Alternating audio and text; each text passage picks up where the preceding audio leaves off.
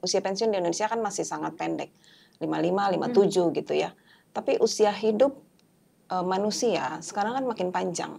Setelah kita pensiun, masih ada 20-an tahun lagi. Kalau kita punya tujuan hidup atau goal hidup yang membutuhkan dana, kita mau punya rumah, kita mau pergi haji, kita mau umroh, kita mau nyekolahin anak, disiplin taruh uang di investasi.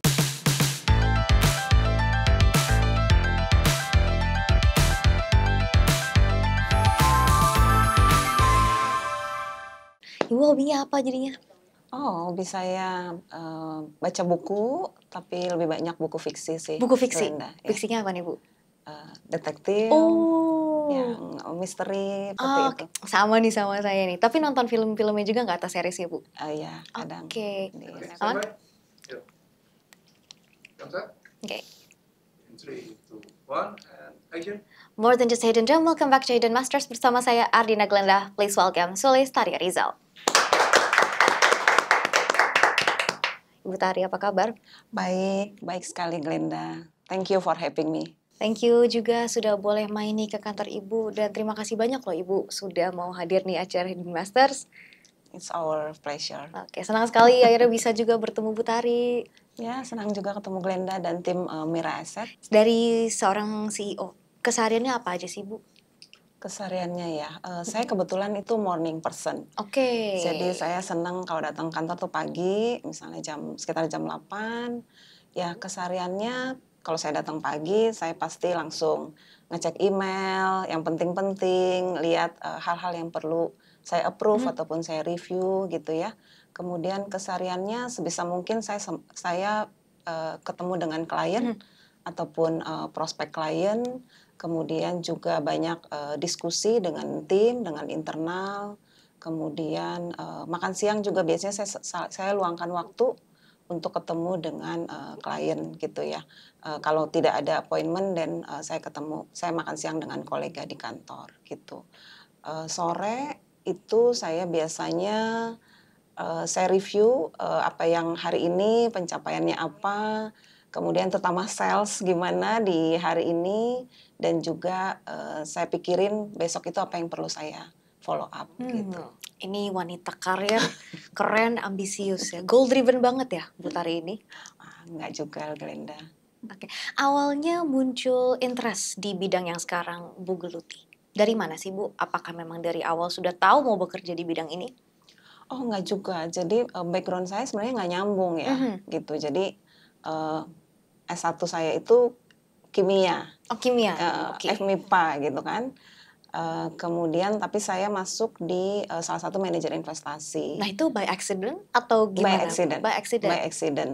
Awal karir saya di operation ya, di tim operation ataupun settlement, itu fungsi support yang mendukung penyelesaian transaksi. Jadi kita mendukung portfolio manager, mereka yang memilih saham ataupun obligasi, melakukan transaksi, kita yang memonitor sampai itu di tanggal settlement atau penyelesaian. Jadi awal karir saya itu by accident lah. Dan saya learning by doing sih Glenda. Jadi ya belajarnya pada saat kerja sebenarnya. Jadi along the way awalnya dari settlement. Settlement. Kemudian akhirnya sudah berapa tahun sampai sudah ada di posisi sekarang nih Bu? Di tahun 2020 saya dipercaya bukan hanya memegang sebagai head operation atau head settlement, tapi juga memegang fungsi lain. Jadi ada finance, ada IT, ada client services. Jadi makin banyak tanggung jawabnya itu di tahun 2020, dipercaya juga menjadi direksi di tahun yang sama gitu di 2020. Jadi dan dari 2020 itu saya belajar banyak soal strategik perusahaan sebenarnya. Dari sisi finance strategy, kemudian manajerial, mereview sales, apa yang working well, apa yang nggak working well gitu ya. Nah itu benar-benar dari mulai tahun sekitar 2020.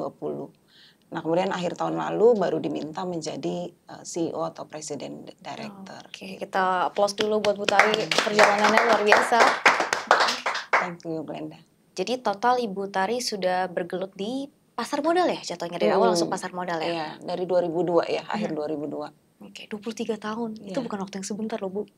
Dari Panjang. accident sampai 23 tahun, itu memang kebetulan atau memang ibu memilih untuk stay? Saya memilih untuk stay Padahal ibu kan kalau di tengah-tengah pindah ke ke bidang yang industri mungkin, lain iya, ya. bisa. Saya memilih untuk stay. Jadi memang karena menurut saya pekerjaan ini menarik ya. Mhm. Kita ada di suatu posisi yang bisa membantu klien atau nasabah kita untuk mencapai tujuan atau rencana keuangan mereka. Itu menurut saya suatu pengalaman ya yang menarik. Jadi saya memilih untuk ada di uh, dunia pasar modal ini, Glenda. Jadi udah nggak ada pikiran dari awal untuk kembali ke Enggak, kimia? enggak. Bahkan di tahun 2011 itu saya memutuskan untuk kuliah lagi. Oh, Lebih untuk menunjang karir atau pekerjaan saya ya. Jadi 2011 itu saya ambil S2 juga di UI, di Universitas Indonesia dan ambil jurusannya pasar modal. Jadi Master of Management pasar modal gitu. Jadi supaya lebih nyambung lagi gitu apa yang saya kerjakan, pengetahuan saya juga makin bertambah, networking saya juga makin bertambah dengan ambil S2 tersebut gitu. ini kan awal jejak baru ibu ya, menjadi CEO dari Eastspring Investment. Apa sih yang ingin ibu capai ke depannya, baik secara pribadi karir maupun dari segi perusahaan?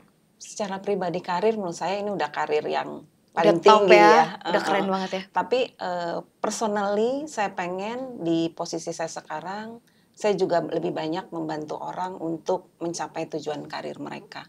Jadi lebih mensupport tim yang memang juga punya aspirasi atau ambisi yang sama, punya aspirasi karir lebih bagus gitu ya. Itu saya pengen mensupport tim yang punya talent gitu atau punya potensi gitu. Aspirasi untuk perusahaan pasti jauh lebih besar gitu ya. Ada jangka pendek, menengah, ada jangka panjang gitu karena pengennya perusahaan makin maju. Satu, tiap tahun profit perusahaan bisa makin bagus. Kedua, kita makin banyak dipercaya orang untuk mengelola uang atau investasi mereka.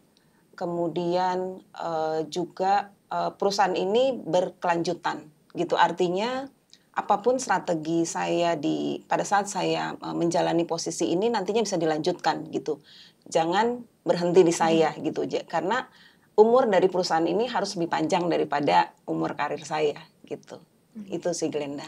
Baik, kita boleh ngomongin deep dive kepada market sekarang lah Bu ya. Hmm. Sebagai MI pasti kan mengelola dana. Hmm. Tapi kan dana di market kita tahu sendiri ya Bu, banyak banget nih variasi atau sentimen yang datang. Dari global, dari dalam negeri pun, ini kan masih banyak yang gonjang-ganjing ya Bu. Even tahun ini. Itu ngaruh banyak gak sih Bu ke bisnis? Ngaruhnya mungkin dari sisi portfolio yang isinya saham. Jadi terus terang memang dari akhir tahun lalu indeks saham kita di lokal itu mengalami penurunan cukup tajam ya. Bahkan sampai sekarang belum balik gitu. Kemarin di akhir Mei sudah cukup bagus, di Juni ada gebrakan lagi gebrakan ya. lagi. Aduh, ya. Ada isu geopolitik Yes. ya kan, US, Iran gitu, drop lagi harga saham. Itu jadi impact-nya lebih ke portfolio-portfolio yang basisnya saham. Tetapi memang kalau dari sisi Eastspring sendiri sekarang keseluruhan dana kelolaan kita itu lebih banyak malah di obligasi, Glenda.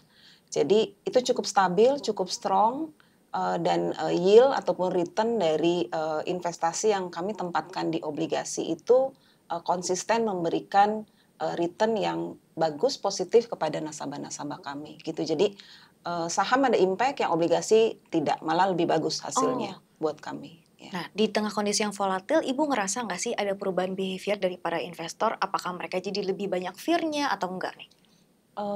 Mereka malah mulai beralih ya.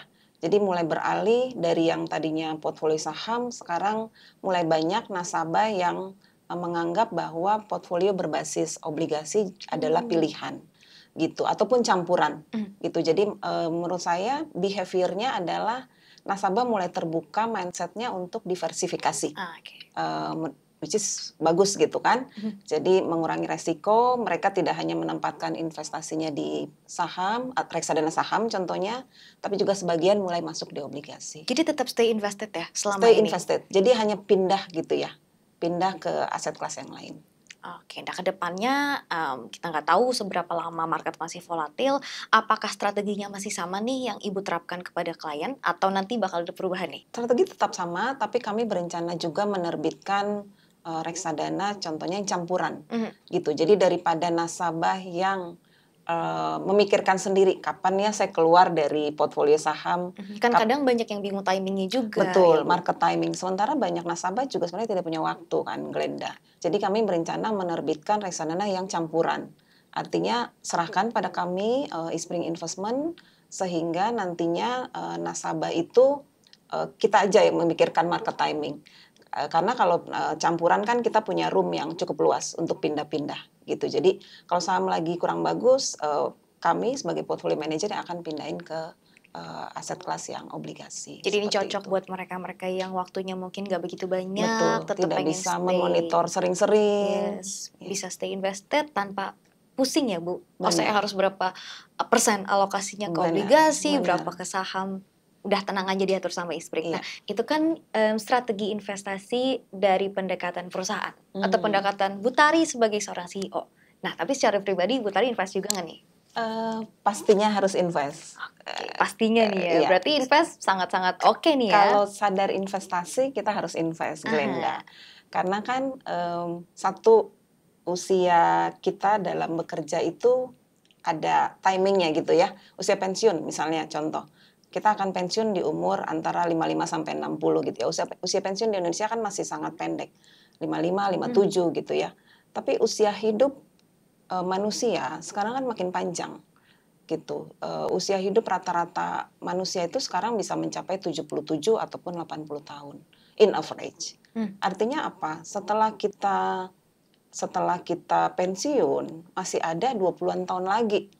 Kita tidak punya regular income untuk yang karyawan ya seperti saya, tidak punya regular income, tapi kita masih pasti punya banyak expense atau kebutuhan yang harus kita biayai gitu. Belum ngomongin keinginan ya, Bu Belum ya? keinginan, belum gaya hidup gitu. Nah, pertanyaannya yang mesti mungkin sahabat Mirai Aset pikirkan, apakah gaya hidupnya itu mau turun dari yang sekarang? Tentunya enggak dong Tentunya ya, jangan.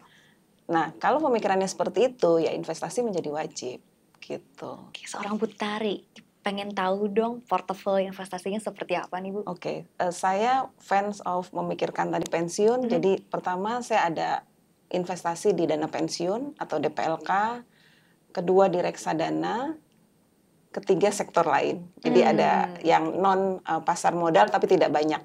Tapi majority di pasar modal, kebagi dua tadi di investasi dana pensiun, sama untuk jangka panjang biasanya saya taruh di yang lebih yang saham gitu ya isinya, sama yang untuk reksadana itu di yang obligasi ataupun nantinya campuran gitu. Oke, nah untuk pribadi Butari sendiri mulai invest dari kapan? Apakah dari awal karir nih, Bu?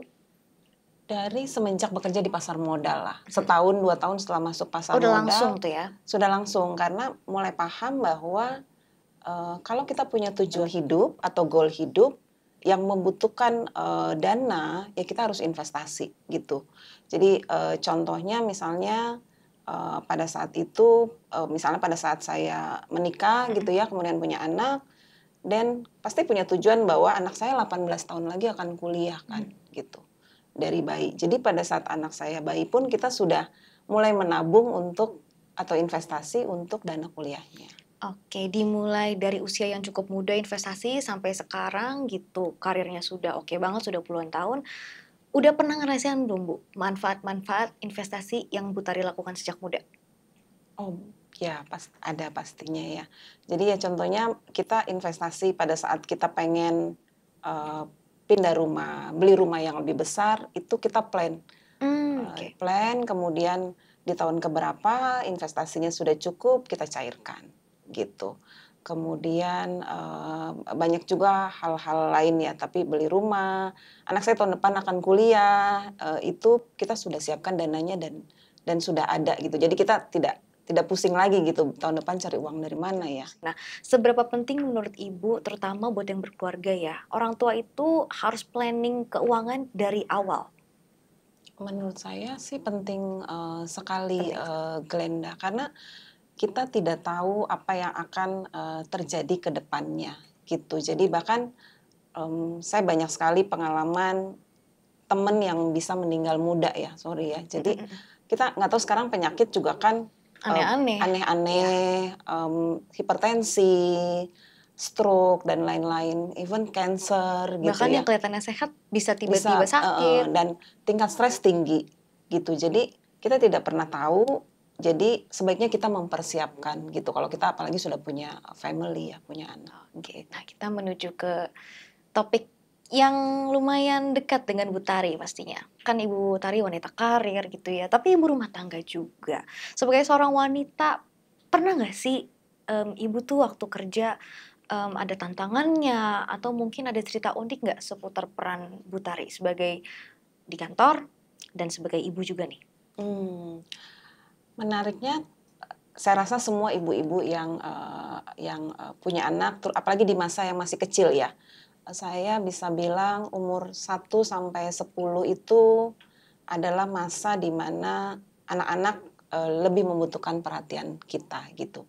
Sementara di masa itu sebenarnya kita seringnya itu sedang dalam di masa mengejar karir gitu kan. Sama nih ya Glenda, umurnya. jadi sama umurnya. Jadi umur biologis kita dalam sebagai wanita dalam bisa punya anak sama umur kita mengejar karir itu kurang lebih sama.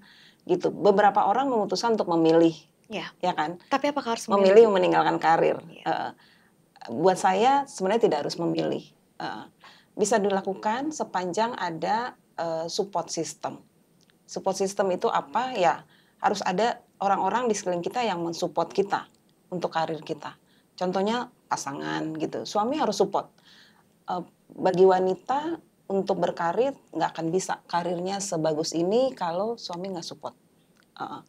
Karena itu tadi harus berbagi gitu ya, berbagi tanggung jawab di rumah, atau mungkin orang tua, kalau orang tua kita lagi sehat, kita bisa kadang minta tolong untuk mengawasi anak kita sesekali gitu ya.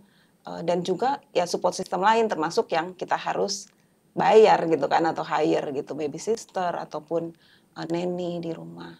Jadi tidak harus memilih tapi harus mempunyai support system yang mendukung juga akan karir kita. Oke, jadi kalau udah jadi superwoman, supermom semuanya bisa dilakuin ya Bu ya. Oke, nah kita kan melihat rising numbers dari investor perempuan, terutama di Indonesia. Optimis gak sih akan angka itu dan bagaimana nih Ibu Tari melihat perjuangan finansial dari para perempuan Indonesia? Optimis ada, cuma menurut saya perlu waktu.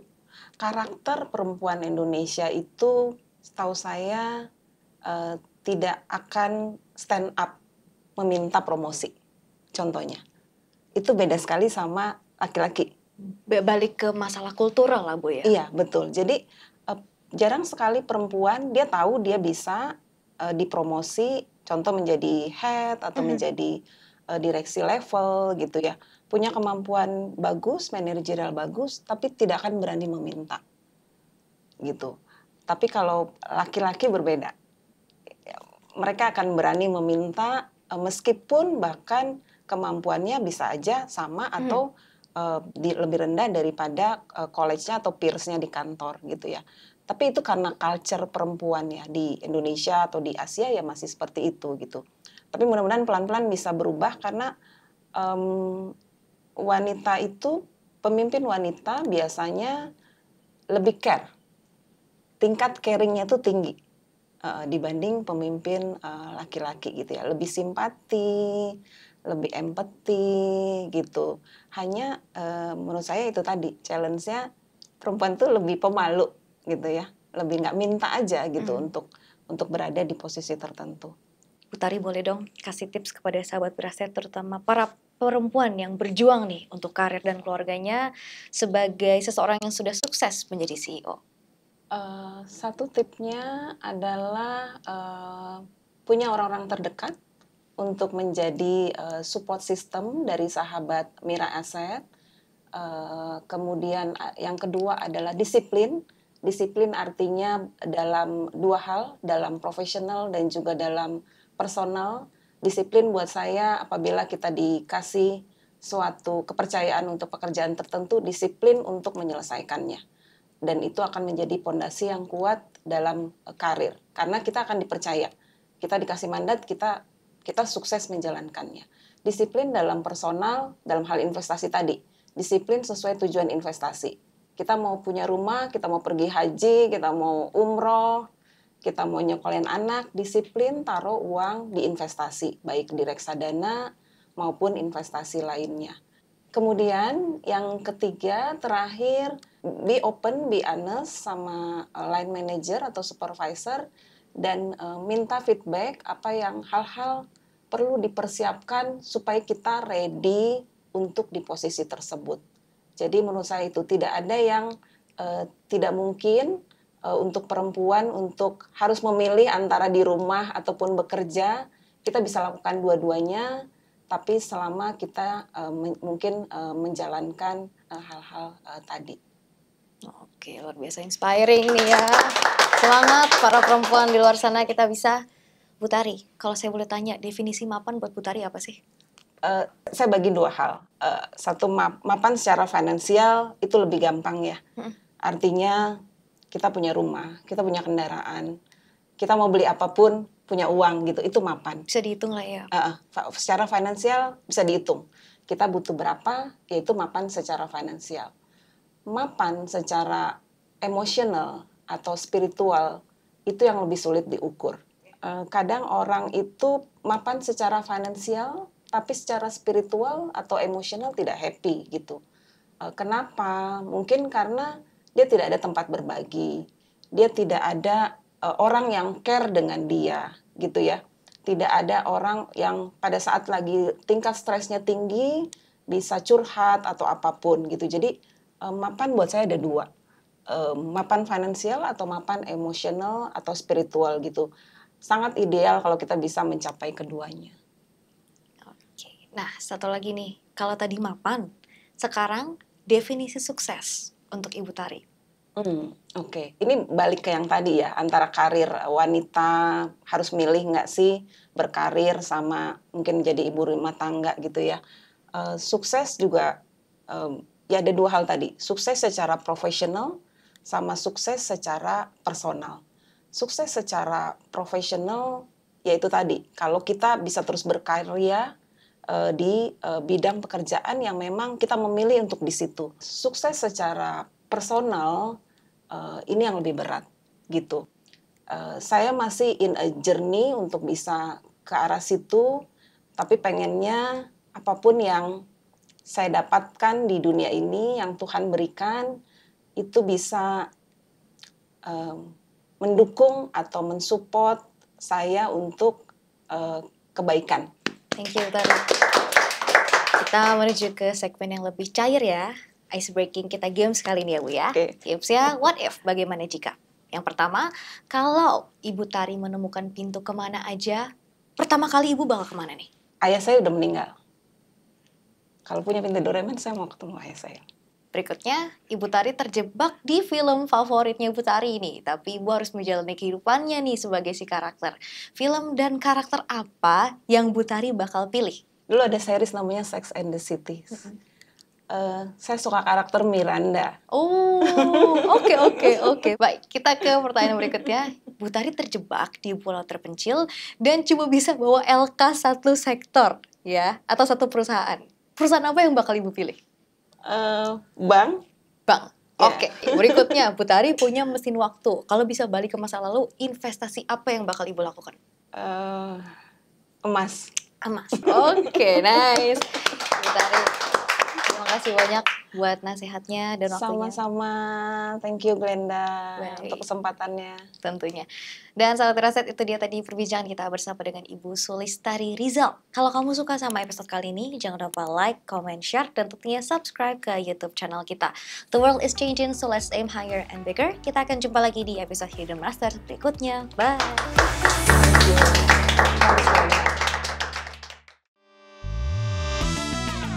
Definisi mapan itu berbeda untuk setiap orang. Ada mereka yang ingin terlihat mapan dan mereka yang memang peduli masa depan. Mereka yang hidup untuk hari ini dan mereka yang membangun masa tua sedari muda.